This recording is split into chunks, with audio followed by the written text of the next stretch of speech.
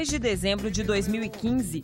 O então presidente da Câmara, Eduardo Cunha, aceita o pedido de impeachment de Dilma Rousseff, assinado pelos juristas Hélio Bicudo, Miguel Reale Júnior e Janaína Pascoal. Apesar de a denúncia incluir a corrupção na Petrobras, o processo ficou limitado às pedaladas do Plano Safra e a 4 decretos de crédito suplementar editados em 2015, sem autorização do Congresso. 17 de abril de 2016, a Câmara autoriza a abertura do processo.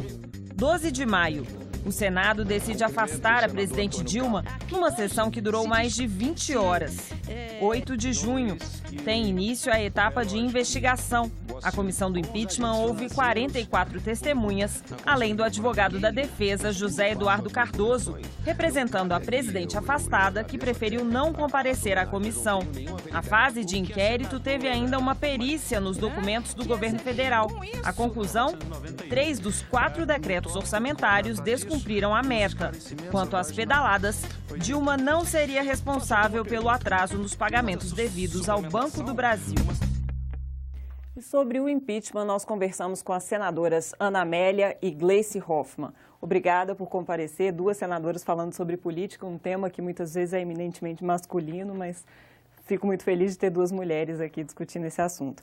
Senadoras, por que, na visão das senhoras, o processo de impeachment chegou ao Congresso e caminhou aqui, né? Nós temos vários motivos apontados por analistas políticos. A análise técnica do TCU, que reprovou as contas de 2014 e apontou pedaladas e decretos em 2015, manifestação nas ruas, crise econômica, inabilidade política nas relações com o Congresso, atuação pessoal de Eduardo Cunha. O que pesou mais? Começamos com a senadora Ana Amélia.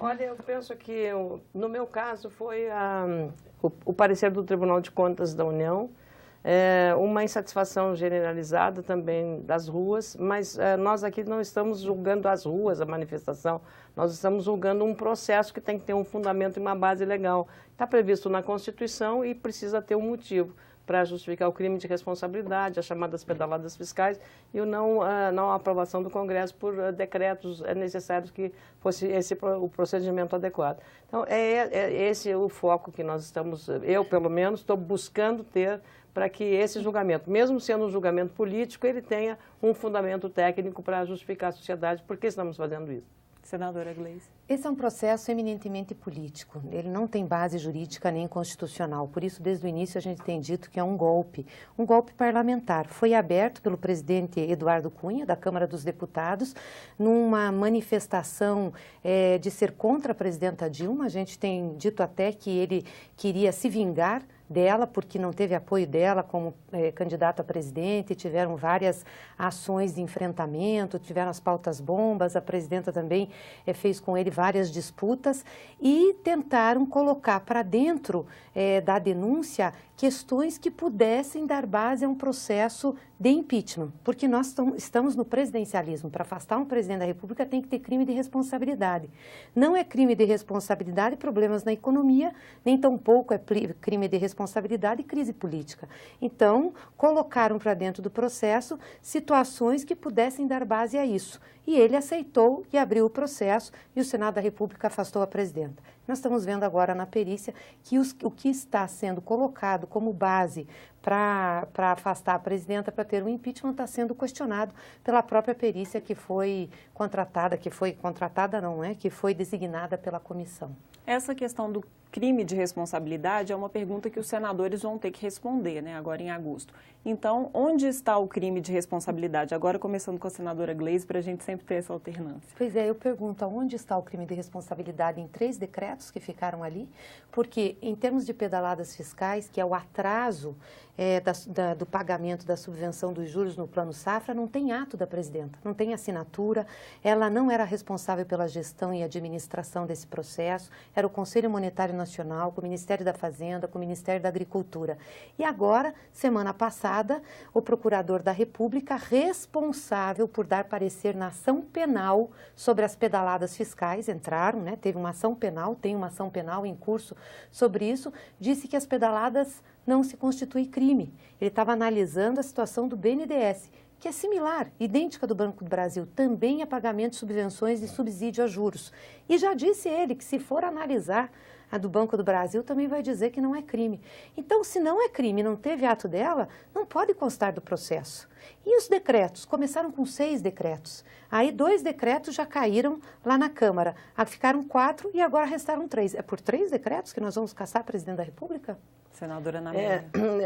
A defesa da presidente insistiu muito numa carta que a diretoria, o presidente do Banco do Brasil, encaminhou à comissão especial para dizer que não tinha nenhum documento assinado por ela na questão dos financiamentos do Banco do Brasil no Plano Safra. Ora, eu cheguei à conclusão, quando houve a insistência em relação a esse documento, que nós vivemos sem saber uma monarquia, em que a presidente reina, mas não governa. A presidente é uma rainha que reina, mas não governa. É inacreditável imaginar que a presidente mande uma carta ou mande uma ordem ao Banco do Brasil quando tem uma subordinação. O Banco do Brasil é o Ministério da Fazenda. E quem é que é subordinado ao Ministério da Fazenda? É a presidente da República. A presidente da República tem a responsabilidade constitucional exatamente por essas coisas, por todas essas demandas que nós estamos discutindo, estão previstas na Constituição como responsabilidade da presidente da República. Então, todo esse conjunto de responsabilidades nós estamos examinando em relação a esse caso.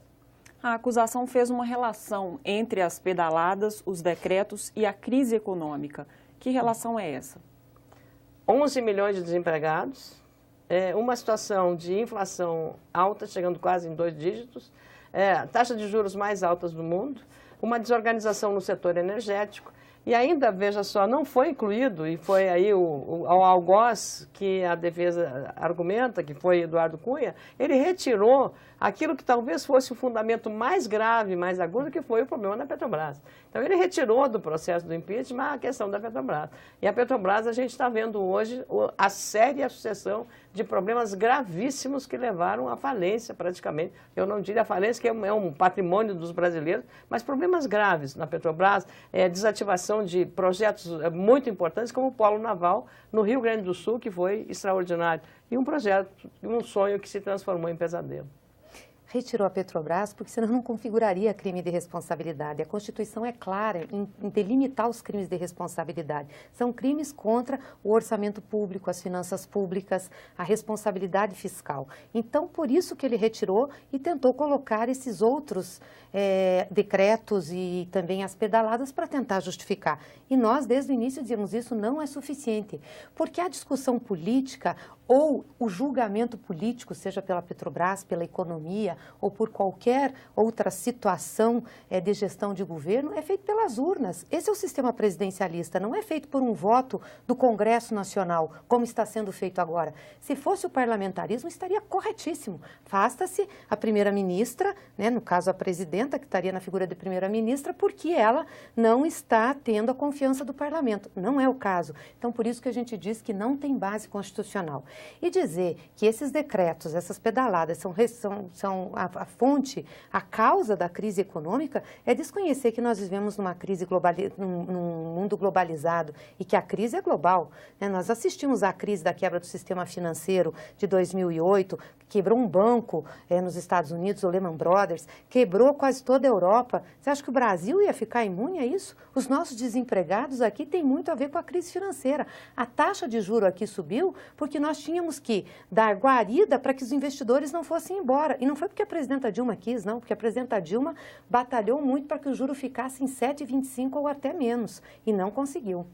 Nós discutimos um argumento da acusação, agora vamos discutir um da defesa, que é o de que o presidente Fernando Henrique Cardoso e o presidente Lula também editaram decretos, fizeram pedaladas, sem que houvesse qualquer advertência do Tribunal de Contas da União e que haveria uma mudança na atuação do TCU. O que aconteceu? Não houve a devida advertência do governo Dilma, do TCU ao governo Dilma, ou houve negligência do governo Dilma a essa advertência que foi feita pelo TCU? Senadora Gleice. O TCU mudou o seu entendimento e no que mudou o entendimento cobrou uma postura diferente da presidenta Dilma. Nessa questão do Plano Safra, é óbvio que a presidenta Dilma ela é responsável pelo país, é responsável pela presidência, mas ela não pode ver todos os atos que acontecem em suas autarquias, nas instituições, ser responsabilizada objetivamente. É um sistema complexo de decisão. Por isso nós temos as responsabilidades de ministros, de presidentes de banco. Então, quem tinha a obrigação de cuidar disso era o Conselho Monetário Nacional, o Ministério da Fazenda e o Ministério da Agricultura, desde 92. E sempre teve esses problemas de atraso, a partir de 2008, inclusive crescentes. O TCU nunca falou nada. Disse que descobriu isso em 2014 e 2015 e quando alertou já penalizou a presidenta. Os decretos, a mesma coisa. Em 2009, o presidente Lula mandou para o Congresso Nacional a alteração da meta fiscal aqui, do orçamento. E antes do Congresso alterar, editou decretos suplementares, tal qual a presidenta. O relatório do Tribunal de Contas da União, aprovado nessa casa depois, dizia reconhecer que tudo bem, que os decretos estavam legais. Então, como pode mudar o entendimento e depois cobrar da presidenta no ano que muda o entendimento? Eu espero ter o mesmo tempo de agora brigar Sim. como nós brigamos na comissão. Dizer o seguinte, a senadora Gleisi Hoffmann, com a sua competência e preparo, ela, na resposta anterior, fez uma referência à questão das urnas, da relevância das urnas, nesse processo e que a política, que aqui é um julgamento político e que não tem fundamento jurídico. Eu queria lembrar, senadora, que talvez aí resida exatamente um dos pontos que fez com que 6 milhões de brasileiros fossem às ruas no dia 13 de março deste ano, para mostrar uma indignação, porque a campanha eleitoral da reeleição em 2014 foi uma garantia e uma promessa de um país que não era o que nós vivíamos. E a reeleição que foi feito, o que fosse necessário, vamos fazer o diabo para ganhar a reeleição, isso foi realmente, penso, a maior agressão à população brasileira, que garantiu a reeleição da presidente afastada Dilma Rousseff. Não há como negar o aspecto político desta frustração que se fez manifestar nas ruas do Brasil inteiro em relação ao que aconteceu. Foi uma mentira para o eleitor que acreditou que aquilo ia acontecer, que teríamos mais especialidades, não só mais médicos, que teríamos uma pátria educadora e não tivemos, e que hoje está se vendo a herança deixada por isso, com programas muito importantes como ProUni, FIES, Pronatec, que estão carecendo de recursos. Gastou-se muito, mas gastou-se muito mal. E esse é o preço que nós estamos pagando agora. Vamos falar sobre a perícia. Se por um lado ela apontou que Dilma não tem relação direta com as pedaladas, apontou a responsabilidade da presidente afastada na edição dos decretos. A defesa usa um lado do argumento que é favorável à sua tese e a acusação usa o outro lado. Mas eu gostaria que as senhoras comentassem os dois lados. A perícia, de fato, desequilibrou essa relação e favoreceu algum dos lados? Senadora Ana Amélia. Na verdade, vai ser como você disse. Eu acredito que a perícia confirmou as minhas convicções e a convicção da maior parte dos senadores que integram essa comissão especial, em relação àquelas irregularidades que foram apontadas no parecer do Tribunal de Contas da União ao rejeitar as contas da presidente afastada. Então, não tenho dúvidas a respeito dessa fundamentação técnica da perícia feita pelos 3 técnicos do Senado Federal, que foram extremamente claros em relação aos procedimentos inadequados e irresponsáveis da presidente afastada. Acho que a perícia deixou clara a tese da defesa. Tanto é que na abertura do programa a narrativa é: a presidenta não tem responsabilidade sobre as pedaladas, é a leitura que todos fazem do resultado da perícia, e 3 decretos só que são de sua responsabilidade. Vamos lembrar que nós começamos com 6 decretos, caíram para 3 decretos, e a presidenta não tem nenhuma assinatura na perícia. E mais do que isso, o Ministério Público Federal disse que não é crime, as pedaladas não são operações de crédito, portanto não se constituem crime. Quem é que tem a prerrogativa de dizer o que é crime ou não no nosso país? Não é esta casa, não é o Tribunal de Contas, é o Ministério Público, é prerrogativa do Ministério Público. Se ele diz que não é crime, não é crime. Nós temos que ter a obrigação de trazer esse promotor aqui, esse procurador, antes da leitura do relatório do senador Anastasia, para saber, de fato, como ele está vendo esse processo. E os decretos são 3. A presidenta assinou? Assinou. Mas em todas as exposições de motivos que foi para ela assinar, assinadas pelo ministro do Planejamento e por técnicos da Fazenda, diziam que os decretos estavam legais, não tinham problema nenhum em relação à meta. Se eu sou presidente e recebo isso do meu ministro, você acha que eu vou questionar? Encerramos este bloco e voltamos em instantes para falar sobre as expectativas para a votação final do impeachment em agosto.